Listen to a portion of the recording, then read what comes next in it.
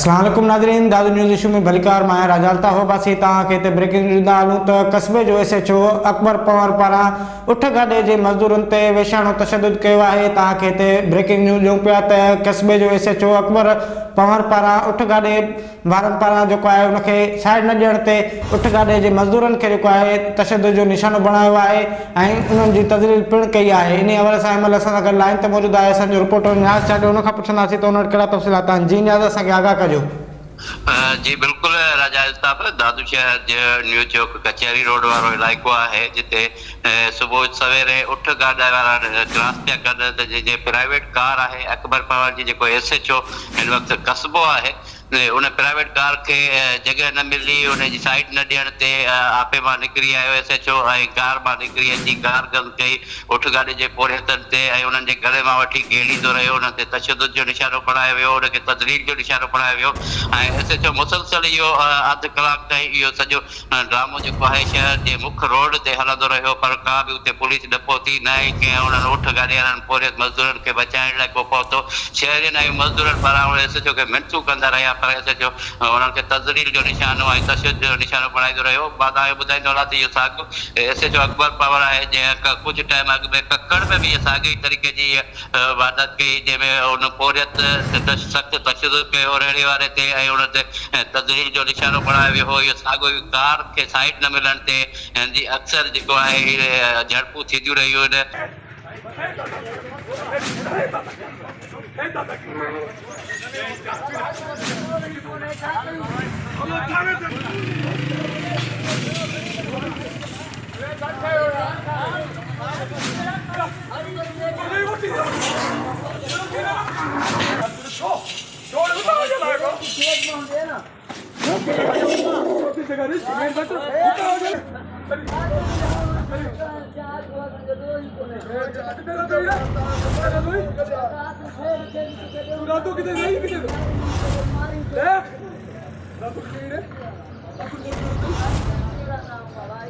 अॼु भी साॻियो वाक़ियो पेश आयो आहे त अकबर पंवर जॾहिं दादू शहर जे कचहरी रोड तां क्रॉस पे करे त उठ गाॾे अॻियां अची वियो आहे, उनखे हारो न ॾे जेसीं ताईं उहो उठ गाॾे वारो साइड करे तेसीं ताईं हीउ लही आयो ऐं उठ गाॾे जे पोरियत मज़दूरनि ते तशद्दुद जो निशानो बणायो वियो। उन्हनि खे उन्हनि जी तज़लील कई वई, उन्हनि खे मुसलसल गार गंद कई वई उन्हनि खे। जी वॾी महिरबानी नियाज़, तव्हां असांखे आगाह कयो।